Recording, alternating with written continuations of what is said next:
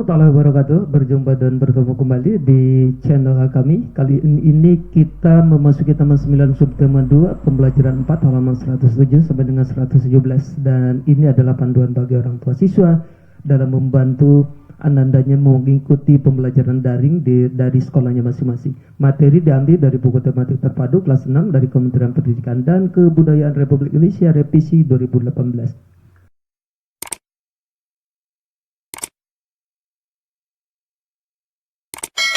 Anda dan Bunda, seperti biasanya kita berdoa dulu menurut agama dan keyakinan masing-masing. Kemudian jangan lupa untuk selalu mematuhi protokoler kesehatan. Meski sudah mengikuti vaksinasi, tetap laksanakan protokoler kesehatan.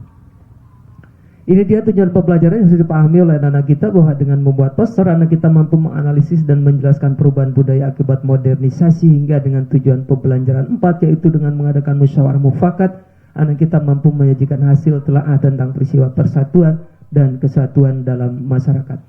Baik Yanda dan Bunda, di awal halaman dibuka oleh sebuah prolog, ada gambar juga untuk diamati, yaitu gambar stasiun bumi di Jatiluhur, sumbernya dari www.upload.wikimedia.org.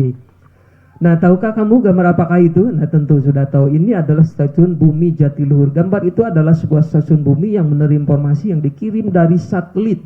Nah, stasiun bumi ini terletak di Jatiluhur, Jawa Barat. Melalui stasiun ini, data dan informasi yang dikirimkan satelit akan diterima untuk diteruskan.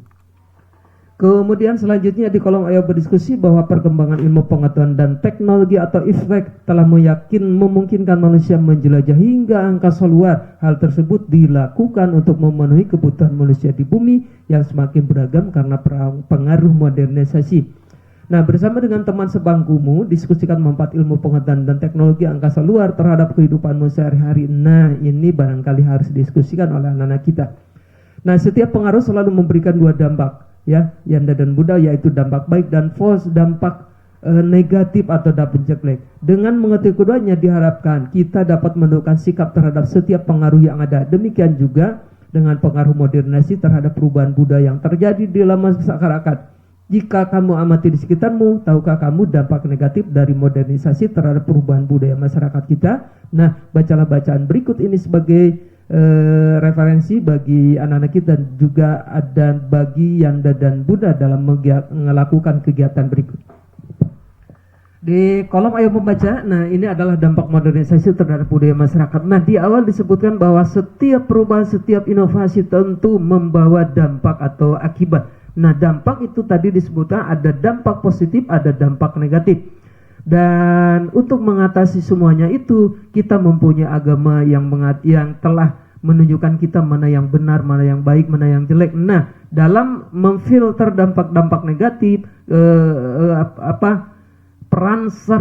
peranan agama masing-masing menentukan untuk memilih mana dampak negatif dan mana dampak positif, memilah-milahnya, membuang dampak negatif dan membuang dampak dan mengambil dampak positifnya.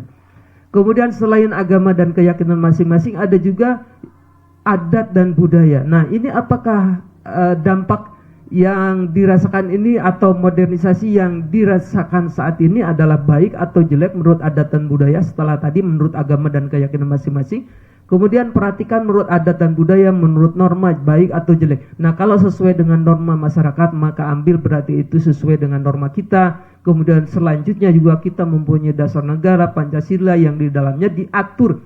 Setiap sila itu ada nilai-nilainya yang mengatur, memperdomani kehidupan kita dalam menerima dampak positif maupun dampak negatif dari akibat modernisasi ini. Nah, baca dengan baik dan benar agar kita memahami pengaruh daripada dampak positif dan negatif dari modernisasi. Kemudian di kolom ayo berdiskusi ada membuat poster, ikuti langkah-langkahnya tentang dampak modernisasi. Di kolom ayo bernanti juga bersama dengan teman sekelompokmu lakukan kegiatan ini, ikuti kegiatannya, isi tabelnya. Nah, seperti ini. Dampak negatif modernisasi terhadap budaya masyarakat Indonesia, misalnya apa, tulis di sini. Kemudian usaha yang dapat dilakukan untuk mengatasinya apa di sini ya, supaya masyarakat tidak terpengaruh oleh dampak negatif daripada modernisasi.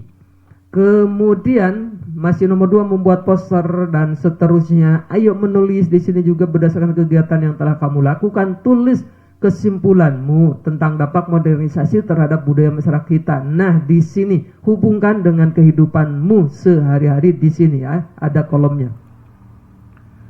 Kemudian masih di kolom ayo membaca, yaitu membaca tentang berbesar hati menerima kekalahan oleh Fitria Kurniasari. Nah, baca dengan baik bagaimana Edo dan Bagus sebagai sahabat karib. Mereka satu kelas di sebuah sekolah dasar di Solo, Jawa Tengah. Namun sejak seminggu ini sikap Edo mendadak berubah terhadap Bagus. Nah, bagaimana cerita selanjutnya, kondisi Edo dan Bagus seterusnya, maka baca dengan baik dan benar. Kemudian di kolom berikutnya masih tentang membaca. Nah, Edo dan Bagus. Kemudian ayo menulis. Nah, bagilah cerita Edo dan Bagus tadi menjadi beberapa bagian. Ada bagian awal, bagian tengahnya mana tulis di sini redaksinya, bagian akhirnya tulis di sini redaksinya. Ini mudah karena judulnya tadi sudah ada, kemudian pengarangnya tadi sudah ada ya. Tinggal menulis ulang, memilah-milah mana bagian awal, mana bagian tengah, dan mana bagian akhir dari cerita tersebut. Seterusnya juga sama.